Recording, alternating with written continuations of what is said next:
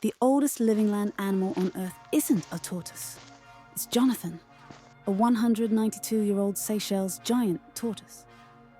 Born around 1832, he's survived 2 world wars, 40 US presidents, and the entire Victorian era.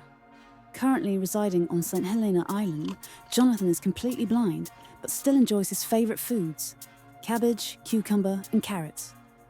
Scientists believe his longevity comes from his slow metabolism and stress-free island lifestyle. He's literally been chilling longer than photography has existed.